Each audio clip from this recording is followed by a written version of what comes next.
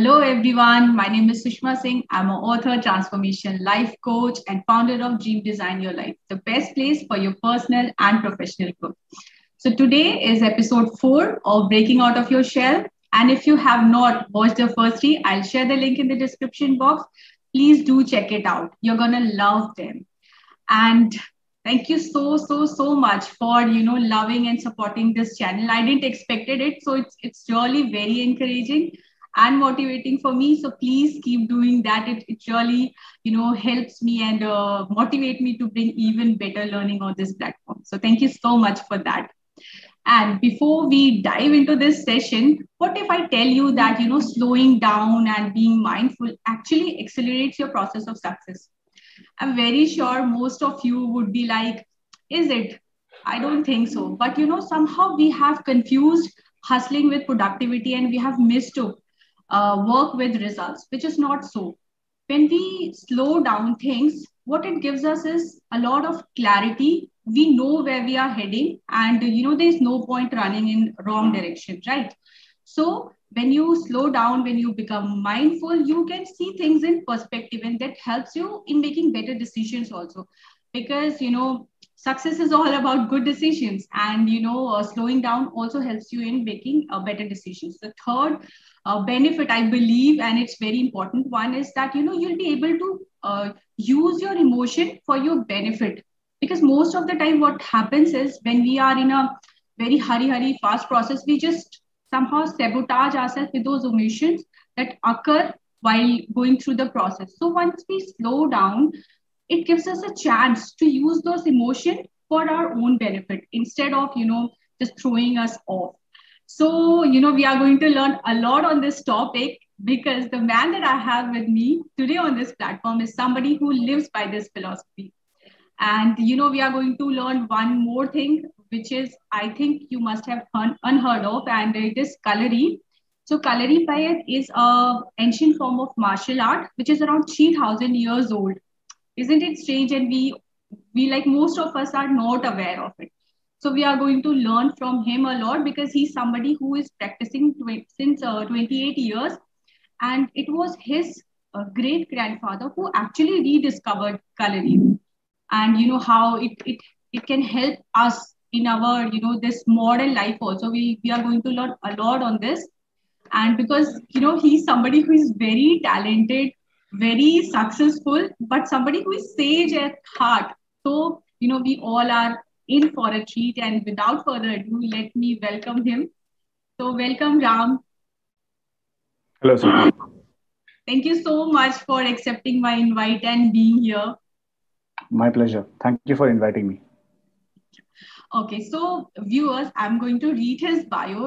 It's huge, like it's really huge. So I have just compressed it, and we are going to discuss everything during the session. Don't worry about that. So Ram Kumar, he's a great grandson of Veera Shri Narayanan Nair, who took Kerala's physical culture to new heights.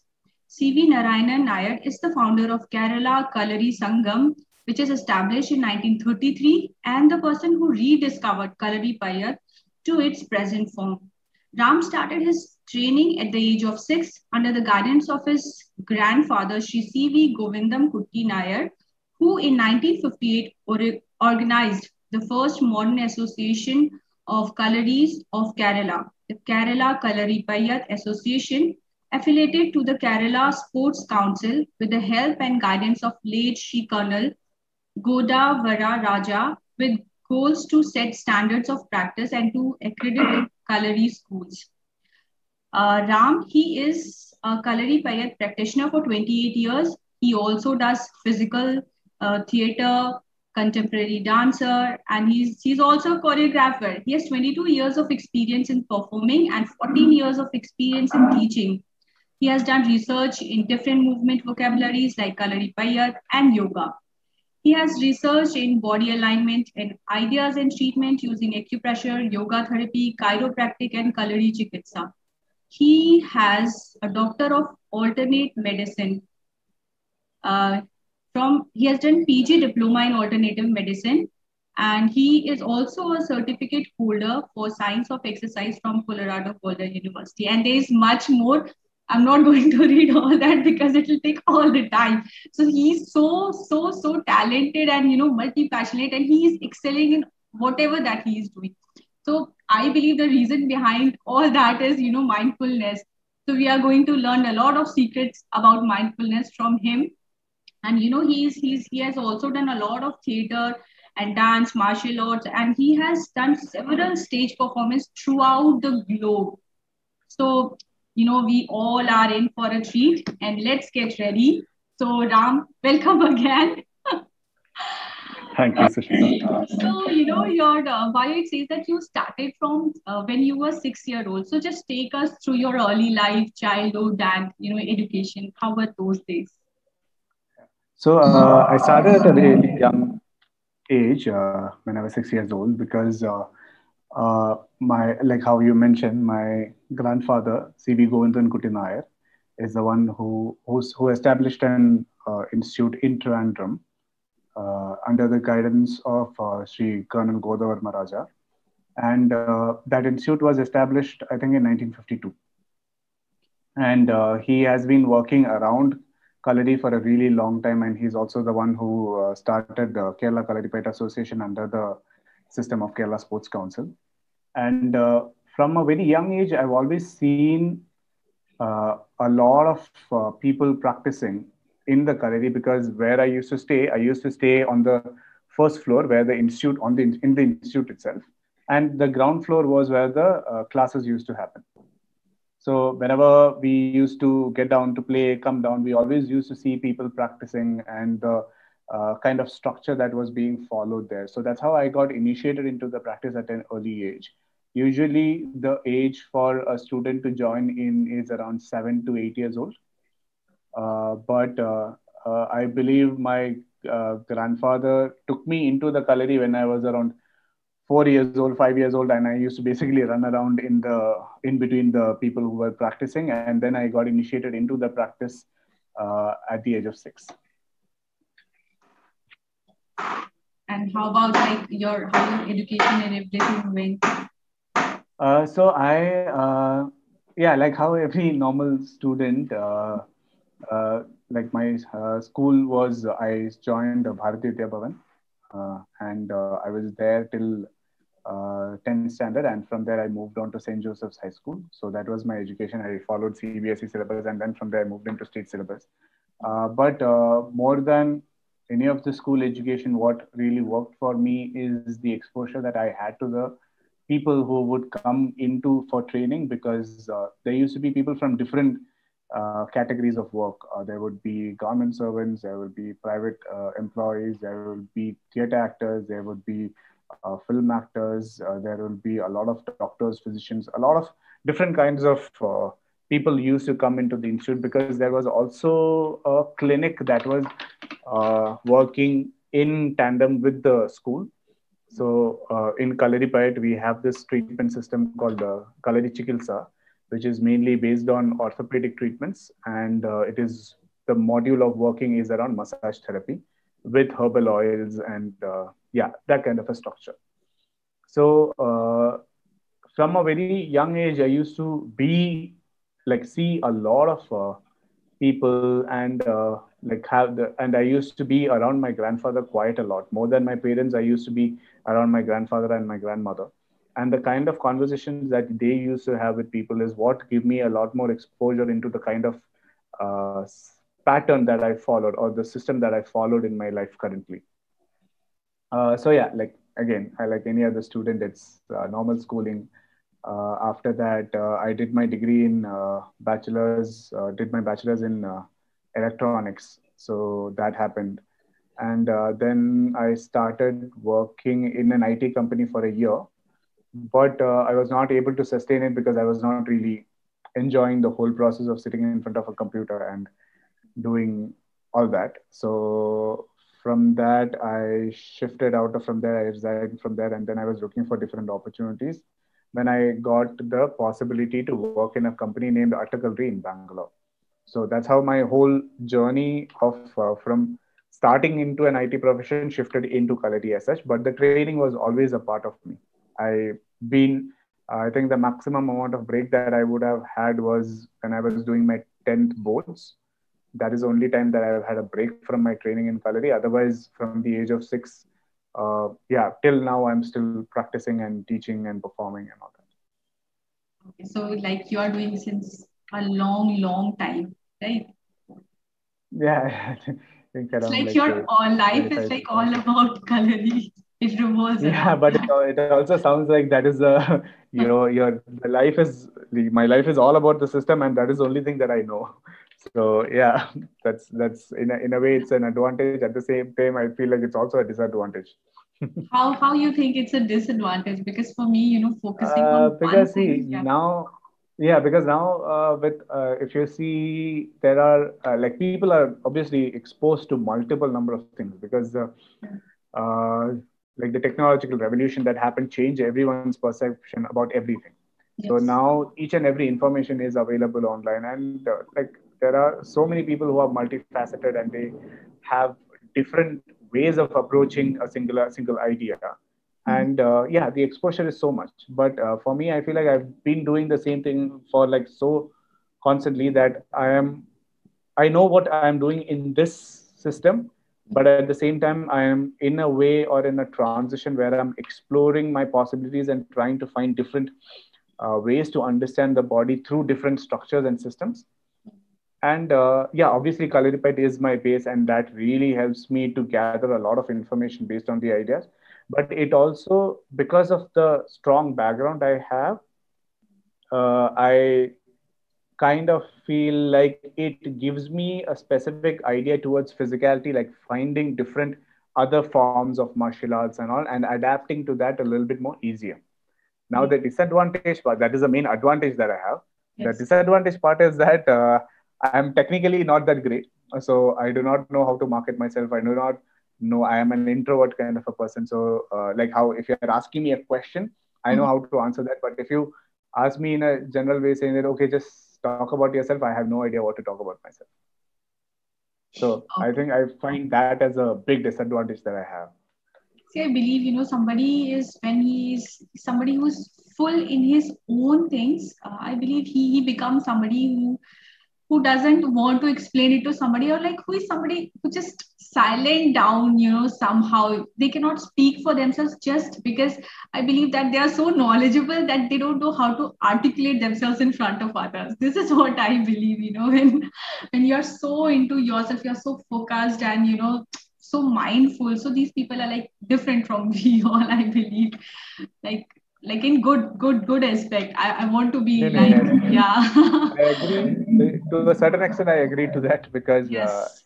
like my grandfather also used to be a person like that, but he Yes. was able to do quite a lot. He established an institute. He gave like a face to the whole structure of Kalaripayat as a system, and then he brought a lot of people together to do that thing. So in that era, Mhm. it was something like if you have the information, you could deliver it on it from a completely different perspective.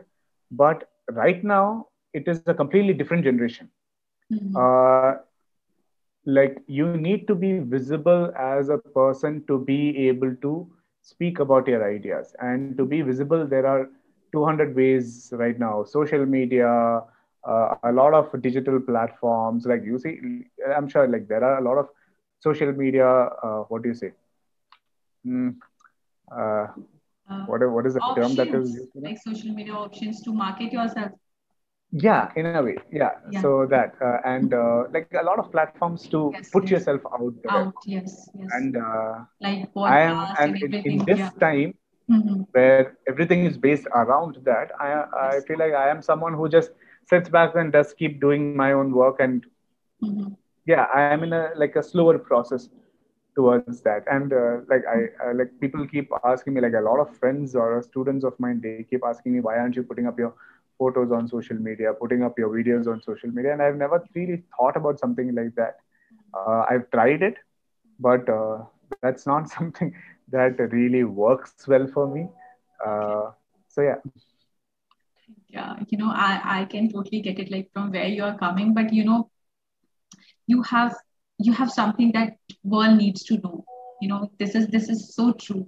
And it's just that there is a communication gap kind of thing, because you are not trying to come forward, so that is why people are not able to approach you. So but yeah, I'm very sure very soon this gap will be fulfilled. I'm very sure about I that. really agree with you. Yeah. Okay, so now let's get total like dive into calories. Tell us everything that a common people would should know actually about calorie, because I think See, it's massive and people should know about it. Yeah. Kalari Payat as a form, it is of course a martial art, but Yes. it is very different from the kind of ideas that we are exposed to. Say, Mhm. for example, when we think about a martial art, the first thing that will be coming into our mind will be self-defense, Mhm. offense, kicks, punches, all that. Now, that is the kind of things that we are exposed to also. Say, for example, if you look at forms like karate, taekwondo, there is a particular training to uh, be in a constant state of awareness, but that is through like certain elements like, okay, you learn a particular technique to punch, you learn a particular technique to kick, you learn a particular technique to dodge this thing. So it basically comes into that kind of a structure. But with Kalari, it works in a very different principle, because at the same time, also because of this different ideology, the training system is much more elongated. What someone might say would want to explore with Kalari, it will take them easily around 7 to 8 years to identify what the form is doing to them. Okay. Seven So to eight years of training years. to start understanding what the whole form is about.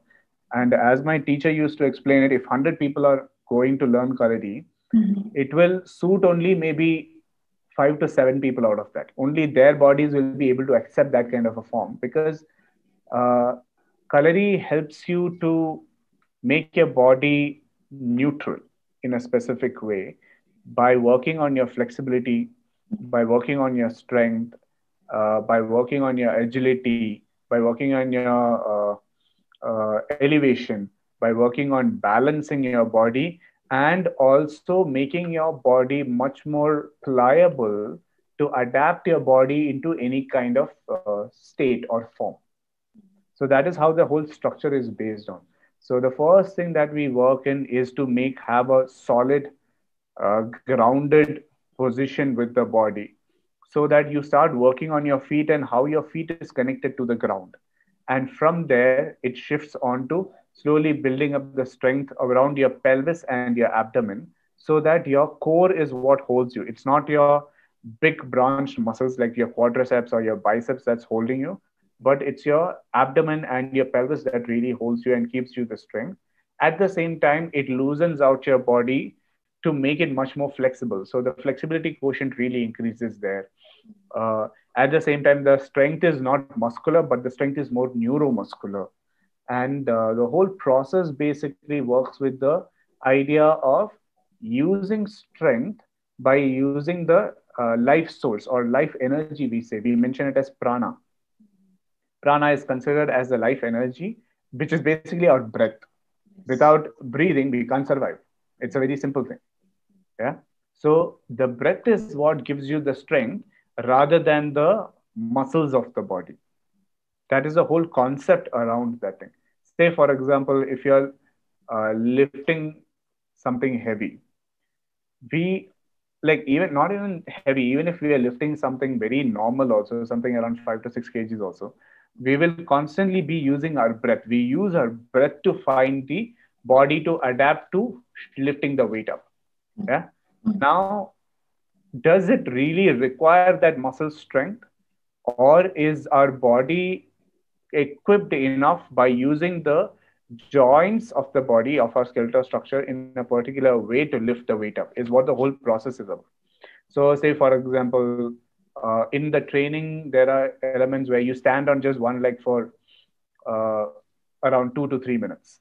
You just stay there without moving. You just stay in one position, keeping one knee up and standing on one leg for 2 to 3 minutes. At the same time, you're in a squat, but you're not in the traditional squat where the leg comes directly under your shoulders, but your leg is slightly wider so that your hip opens up a little bit and you accommodate your body in between the thighs or your quadriceps so that your pelvis is completely open and your spine is coming in between the thighs. And then you stay in the squat for almost 3 to 4 minutes without budging from there. So these are the kind of training that elements. So with Kalari's training, it is mainly based on 4 steps. We call it circular, longer step, diagonal step, and single point. Yeah, we call it Vata Chuvada is the circular step. Nita Chuvada is having a longer step or a lunge position. Uh, Cone Chuvada is a diagonal stepping, and Ottakal Chuvada is staying on one leg. So these are the 4 positions that we mainly talk about, or 4 stances that we mainly talk about. And with these 4 stances, there comes 8 different postures. 8 different postures based on animal characteristics. I'm saying animal characteristics specifically because it does not really uh, give you any idea about the shape of the animal or the body structure of the animal, but it's certain characteristics that's taken from particular animals. Say, for example, if you're looking at a rooster or a chicken, they when they walk, they basically dig their one foot into the soil, and then they lift up the other leg to find their balance, and they are really strong in that particular point. So we have something very similar where you kind of hold your one foot really strong on the floor, and then from there you slowly lift up the other leg to find your balance.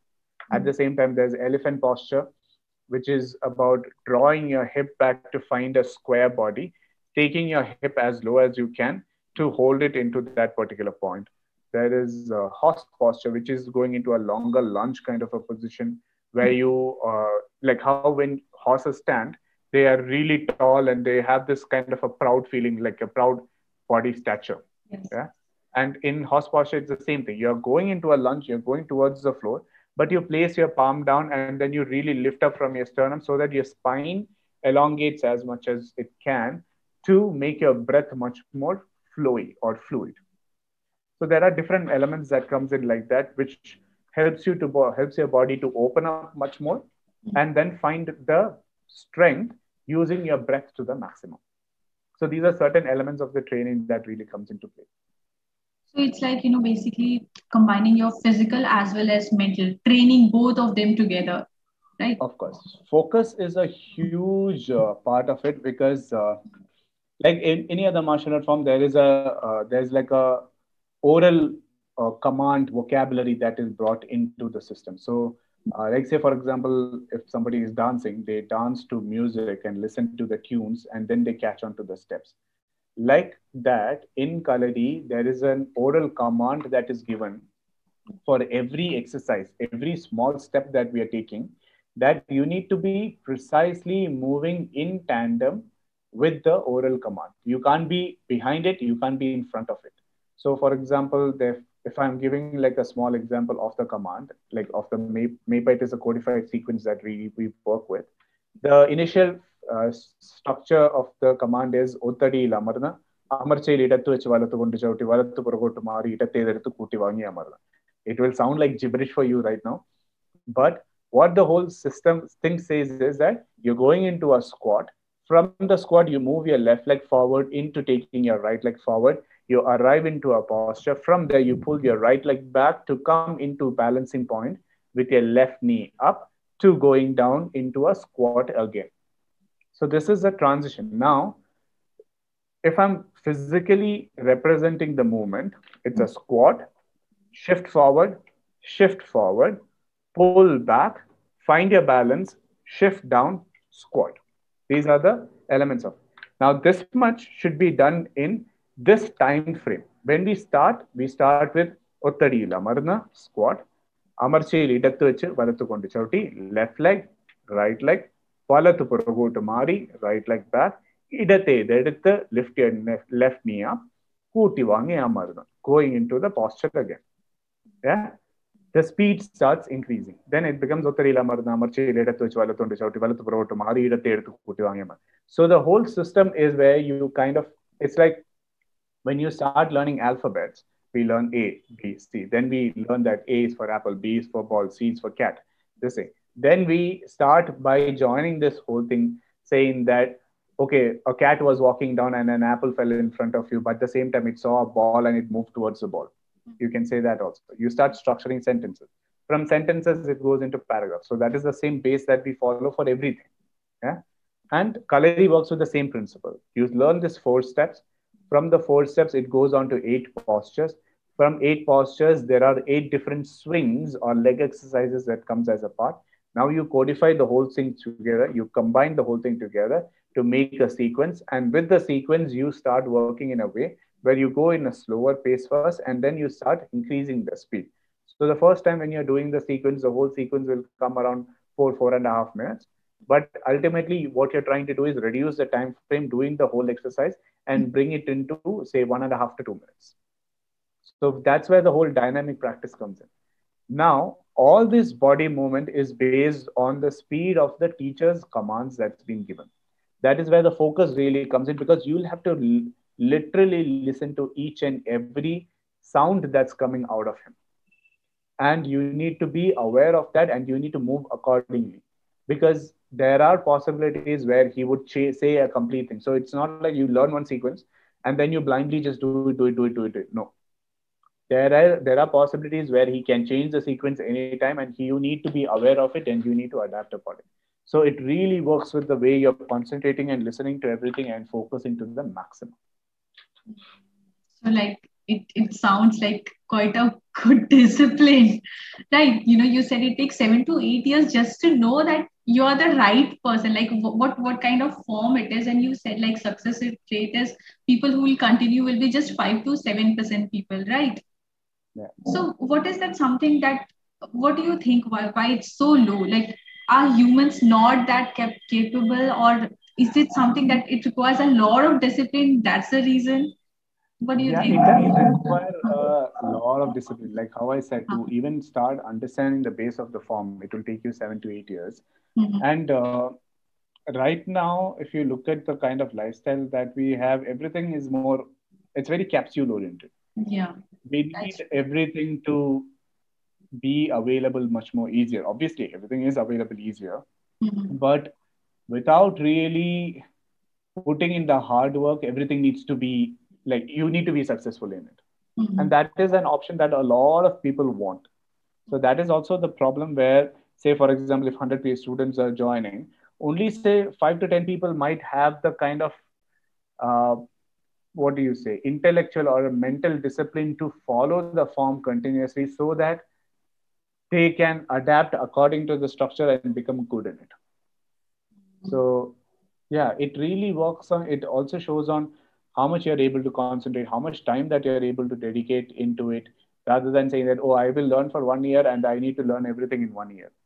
That is also like the same, because at a point of time, a system like yoga, Yes. where people used to train for years to find what they had to with the body and with the mind and be mindful with it for that overall wellness. Now the whole system is structured around hours of training, say 200 hours of training, 300 hours of training, and then you become a Yes. teacher. Yes. Yeah. Yes. That's true. Now that itself is a problem, because in a Kalari, in a form like Kalari, Mhm. 300 hours of training is uh, it's nothing. Like warm up. Yeah, you can't really reach anywhere with 300 hours of training. And that is also a problem with the system in a way where that is why people are not able to dedicate that much time into it, because everything needs to be fast, everything needs to be quick. Uh, yeah, it becomes a little difficult for Mhm. like say 70% of the population to understand to give that much of work. Yeah. Okay. So. That is also another reason why in Kerala, Kaladi is considered as a lifestyle practice.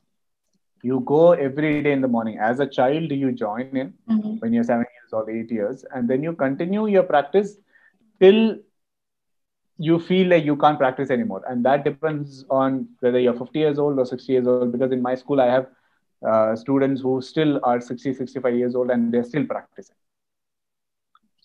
So it keeps on going, it keeps on continuing. There's no stop to it.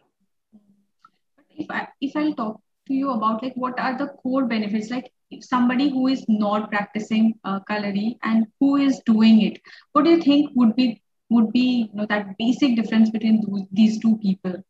Like what is that something that calorie offer that is like really unique, I should say.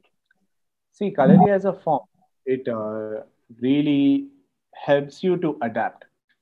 Now, like how we spoke about the structure of the system, the structure of the system is to make you make your neuromuscular system much more active. Yeah. Again, it's not about muscular strength or how much muscles that you have, but it is about more how your nerves are fine tuned to make your body much more reflexive. Say, for example, uh, if there is a wall in front of you, yeah, and if I tell Sushma, okay, let's do one thing as part of today's training, uh, climb this wall up, and you might try it once, you might try it twice. At a point of time, you will after a point of time you will give up, right? Yes, yes. Say the wall is say 6 feet tall, Hmm. yeah. Mhm. Would you physically be able to do it? I'm just asking you a question. Wall. Huh. 6 foot wall. I Uh-huh. want you to climb it without anything, without any support or anything. I don't know. I don't think I'll be able to. Okay.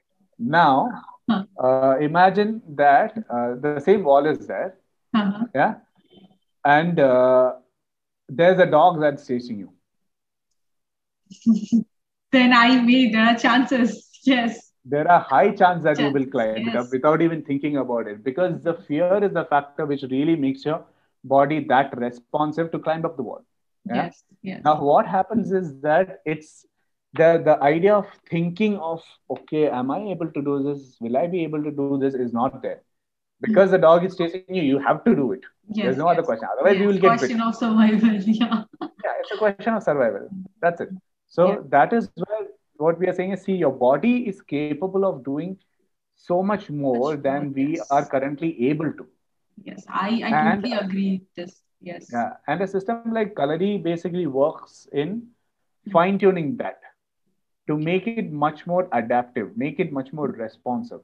So Mhm. that is where the system also works in. Even though it's a martial art, I said that it does not really work in the idea of self defense and offense, Mhm. but it trains your body in a particular way, Mhm. giving your body different ideas of movement, like really low to the floor, slightly higher, completely standing up, with jumps and leaps, all that, where Mhm. your body is gets adapted to certain different structures of movement, where at a point of time when it is required for you to defend yourself in a way, you don't have to think in a particular way, saying that, oh, if he's punching like that, I have to defend like that, or if he's kicking like that, I have to defend like that. Your body will automatically start responding to it.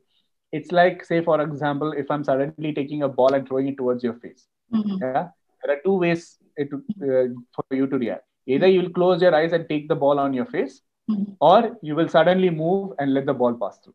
Yes. Yes. Yeah. The suddenly moving and letting the ball pass through is the reflexes acting. Mhm. Mhm. Letting the ball hit your face is that agreeing, accepting that I don't have any reflex in my body, let it all come to me. Yes. Yeah. So these are two different Mhm. mindsets that basically comes Correct. into play. Yeah. So the idea is when the ball is coming to you, you move your body accordingly without really thinking of it, is being responsive. So the response of the body is much more fine tuned, where you are able to adapt to any kind of situation.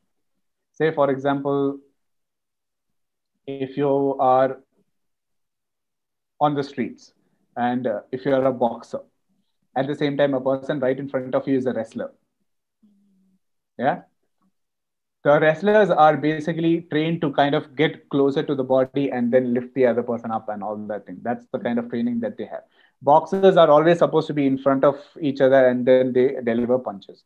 Mhm. Now, if a wrestler and a boxer are going against each other, the wrestler might get a few hits first, Mhm. but at a point of time, if he's able to pick up the boxer, then the boxer can't do anything. There's nothing more left for this thing. You can't say that, oh, this is my rule. I have to be like this. You need to stand in front of me so that I can punch you. Or you can't say that, oh, I have to grab you, so don't punch me. I need to grab you. So these are different elements of this. I'm not saying that this is good or this is bad. If some of the listeners are wrestlers and boxers, these are really good forms. I don't have a problem with them because I've Yes. tried to learn or exposed to all these forms as a practitioner because I wanted to know how these forms were. So I've tried a little bit of boxing, I've tried wrestling, I've tried a little bit of jiu-jitsu, I've tried taekwondo, I've tried Oh my God. capoeira. So all these martial arts I've gotten introduced. I wouldn't say I've learned them. I've Mhm. got introduced to all these forms just to understand how body works and how the body's process really works. Now, there are certain elements when you are in a position where you are in against a really hefty martial artist, and or maybe a wrestler or a boxer who are really strong, and one punch of that person can knock you out, and Yes. that would happen. It doesn't Mhm. matter whether you are a Kalari artist or you are a karate practitioner or anything. If you get a really strong boxer's punch, you are Mhm. out. It doesn't matter whether you have 50 years of training or you have only 2 years of training. Yeah. Now the strongest point is where you identify what your body can do, how much your body can do, and according to the situation, react to it. Mhm. Now, if I come across a really strong boxer who I know that can knock me out in one punch, Mhm. I won't be saying that, oh, come, let's fight. I will never do that. I'll be like, hey, I'm Mhm. so sorry if something I did to you is wrong. Mhm. Let me just Mhm. go out. Yeah. Yeah. Because then there's no ego coming into play. Yes. I'm not going to say that, oh, I am a martial artist who trained for 25 years. I can take everyone. Come, let's fight. No. This happens in Mortal Kombat video games and all that thing. Let's Yeah. fight and all that. Otherwise, if you are a person who have trained, Mhm. what you're training to be is not to be a fighter, but you're training to make sure that you don't have an ego problem and you're much more sensible so that you can adapt to the situation around. Yes. That's what all training does. And Kalaripayat as a martial art, it works with your body, but that is how it also works with your mind Mind. because it is about letting go Mhm. and being mindful of the situation. So there's no ego Mhm. saying that, oh, I am the bigger person or Mhm. I am much more stronger than you. There's nothing like that. If you come to a situation where you need to say that, okay, I agree defeat, you have to say that, okay, I agree. I'm not that great. Let me move out. You do with your stuff. Simple.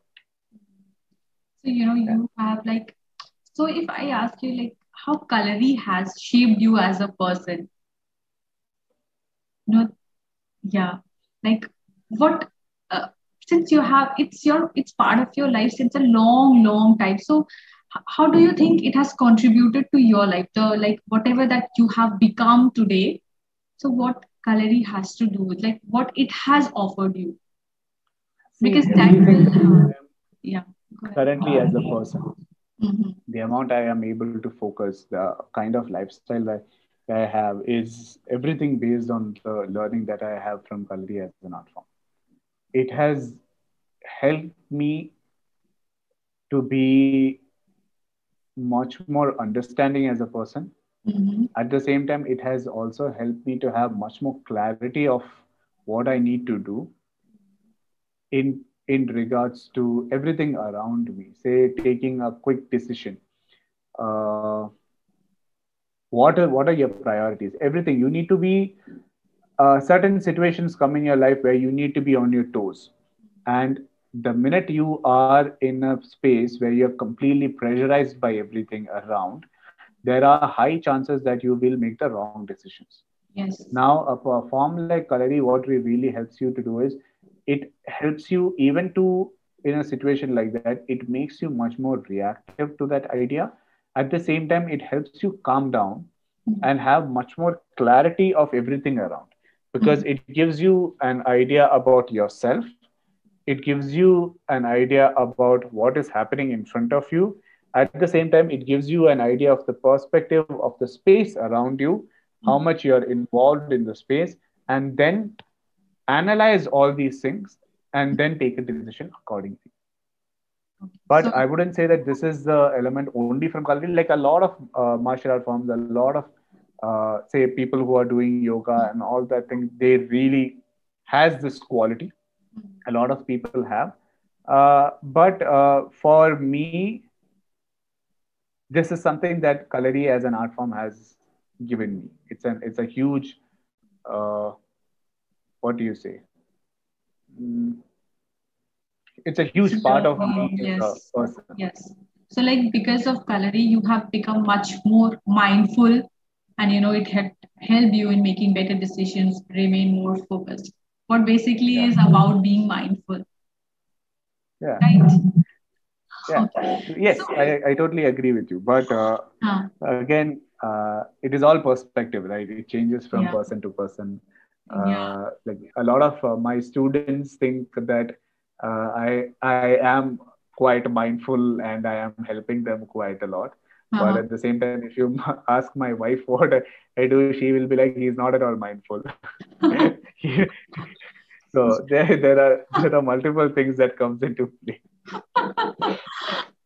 See, family things we need to cut it off because they have very different opinion from the people around the world. So Of yeah, course, that they do. okay. So if you are given a chance, to relive your life, would you like to go with Kalari all over again? Of course, of course. I You love would, it, right? yeah, yeah. See, I would Hmm. have, like, at a point of time when we were training, Uh-huh. uh, the whole process or the system of the training is you repeat, it's a lot of repetition. You do it, do it, do it, do it until you understand what the form is doing to you. Okay. Yeah. But at current times, we do not have that kind of luxury or time with a lot of things. Mhm. So, in this process, we've basically adapted the training to a certain element where I have whatever I've understood through my body via using the form, Mhm. I make it available for the students that are coming to me right now. So I tell them that okay, this is what you need to kind of feel through your body. This is what how you need to feel through your breath. This is how much pressure you need to take with your body. This is how your body's alignment should be. But at a point of time when we were training, we never had that. The teachers would just show you the posture once, and then you're like you have to do it and figure it out. Yeah. Now, if I have a chance to go back, I would want to go back and ask a lot of questions to my teachers. At that time we were told that okay, you're not supposed to ask questions, you just do it, and which is a very strong way of learning because you don't get an explanation or an answer, but you're adapting your body and finding it out for yourself. So that part of it never leaves. It does not go away from you. How much even if you've stopped training, it stays with you throughout. But there are still a lot of questions even after practicing for like what 24, 27 years. I still have a lot of questions that I feel like I need to have answers for. And the only answers that I can get as of now is from my own practice. Now, if I had the chance to relive the whole thing, I would obviously go back and ask my grandfather and my uncle and all those people who have taught me what these things would have done. What if I could have done it in a different way? Would it have helped me? Yeah, that is something that I would do. Oh, like it's amazing. I hope somehow from your intuition or from your, own powers, you'll be able to get answers to these questions. And I'm Hopefully, sure yeah. you'll be able to Keep our because you fingers have been crossed. practicing something, yeah, really for a long time. And there'll be a time when this way that, you'll be able to connect to your higher self. And Yeah. since you are into this since a long time, so I'm very sure you'll be able to do that. So moving on, tell us about like any discipline, particular discipline that you follow, and you think it will help our viewers also. If we Particular people, discipline. incorporate in our life, then it will be good. Like something related to mindfulness also, and you know, like what would See, you suggest? I would definitely uh, hint at having a strong, what do you say, physical practice of just concentrating on your breath and being there. Okay. Because, like how we've mentioned before, breath or the prana or the life source is one of the strongest element, and Mhm. that itself has a lot of healing power.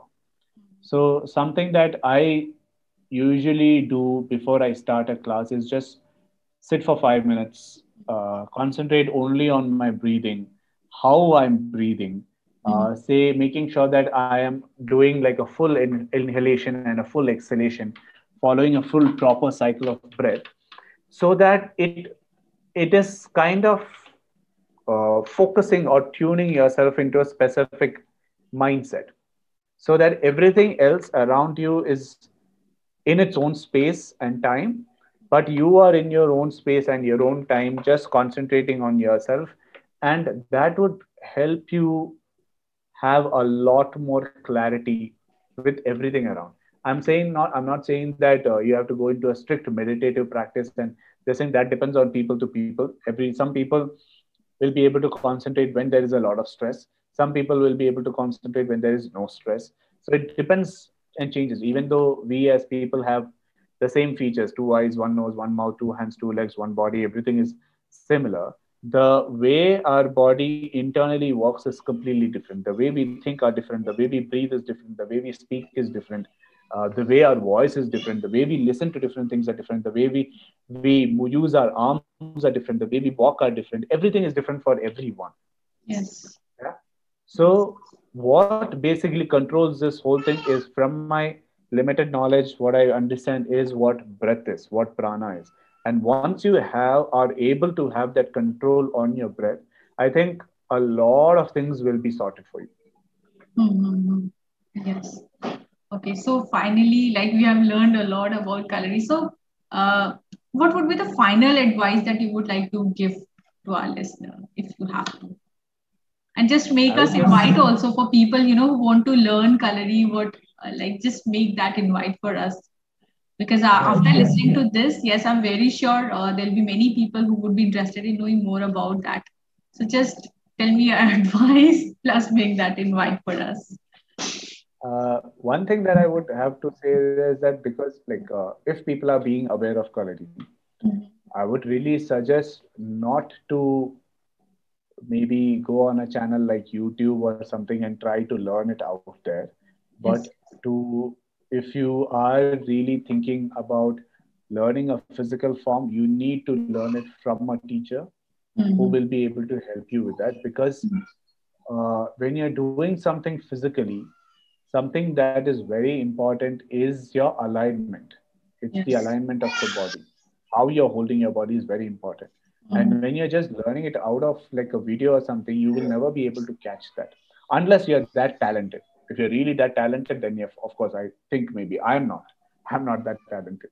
No, But there nobody might is be like, people who will be able to do yeah, that. that's At true. the same time, I don't have any advice as such Mhm. to it, because I do not really believe in the whole thing of, oh, we need to give advices to each other. I think But it's your wisdom, I would say, you have yeah, you it have is learned more something like a like, yeah. conversation.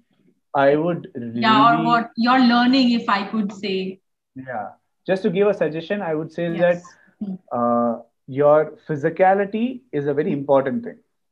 You Yes. need to listen to your body, and there needs to be a strong body mind connect that comes into play, so that you are being aware of yourself, like physically and mentally, and have a better functioning system as such.